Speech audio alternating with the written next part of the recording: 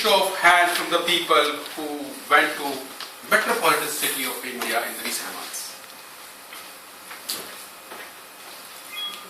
Thank you. I'm sure you'll be able to relate what I'm going to say. A couple of weeks ago, I was visiting India, Delhi.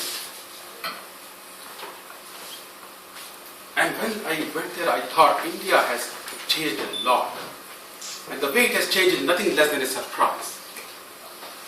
At times, pleasant surprise, but most of the time, unpleasant surprise. While I was packing, I thought, how much money I would be needing in this one week. And I roughly calculated and I kept 1,500 dirham in the wallet. I told my wife, since I'm going to be a Dubai return NRI, I'm going to spend generously on my relatives. My wife actually said, keep it more money. But I reminded my wife that I'm not going to Europe, where we become poorer with a factor of 5. I'm going to India, where we become richer with a factor of 16. I converted those 1,500 dirham at the Dubai airport and got 22,860 Indian rupees in my pocket. Quite good about it. The moment I stepped on the Indian soil, I thought, nah. This week I'm going to feel super rich because I'm going to spend a lot. My dear friends, by the end of first day itself, having seen the spending habits of my friends and family, I went into depression mode. People there spend as if there is no tomorrow. In a place like Delhi, and with the kind of people I was with, I saw my dream of feeling super rich crashing down and embracing a fast death. On the second day, I thought of taking my relatives for a dinner in a slightly upmarket restaurant in Delhi. 3 adults, 2 grown-up kids. Can you guess how much was the bill?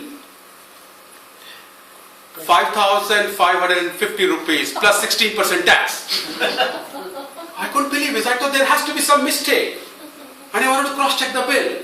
And as I was cross-checking, I heard some giggling sound. And I thought it is coming from the other corner of the table. And there were my 2 nephews who were giggling. They thought I've gone bonkers. People in India are not used to see someone cross-checking the restaurant bills. Without subjecting myself to more embarrassment, I just paid and came out. On the 4th day, I thought of taking these 2 nephews to a movie nearby PVR cinema. That is the area where I used to hang around when I was living in Delhi. That time, I used to pay 30 rupees for a movie. So in all these years, I thought 30 rupees would have become 200, 250. And with 3 of us, and with some popcorn munching and all, I got myself approved a budget of 1,000 rupees. This world was a happy place till I got the life-changing question of the ticketing clerk. Which class, sir? And as a Dubai return NRI, I told him, give me your top class. What come next? Felt like an earthquake. 2,400 rupees. I beg your pardon? I gave you gold class, you asked for it. Are you sure? Sir, please make fast. I have a long queue to serve. And while I was taking out my wallet and giving those 2,400 rupees, I heard that familiar giggling sound from behind. This time, it felt like lashes on my back. Friends, in the later part of my life, I can even forget my wife's birthday, but I cannot forget those 3 hours of the theatre, where in the intermission, those nachos and those drinks my nephews took, and including those ticket price, my budget overshot by 3 times. Another paradigm shift I realize in India is the ease with which these youngsters talk to their elders on not so much easy topics. When we were returning back from cinema that night, My 19 years old nephew asked me, "So uncle, tell us something about your e-life." E-life? How come they know that Etisalat has combined internet and telephone and they call it e-life?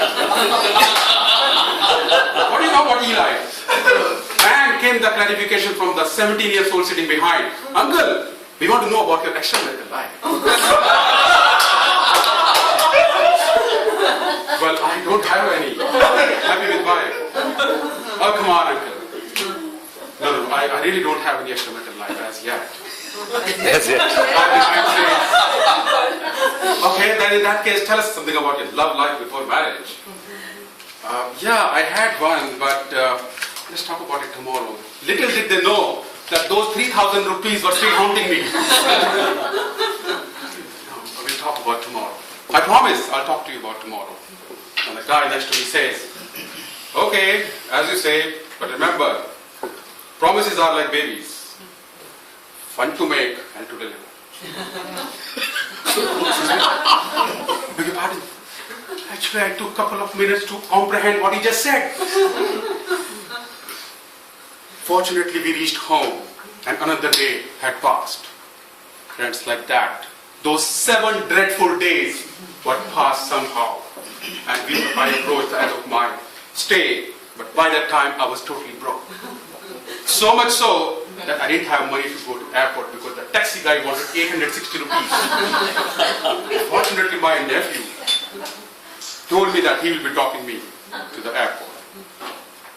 This happiness was also short-lived because he asked me the most difficult question on the way. "Uncle, are you sure you earn enough in the Bible?" I remember what I said.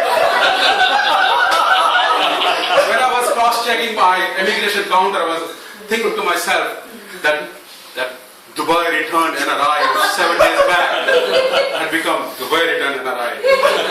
NRI, not non-resident Indian, not required Indian.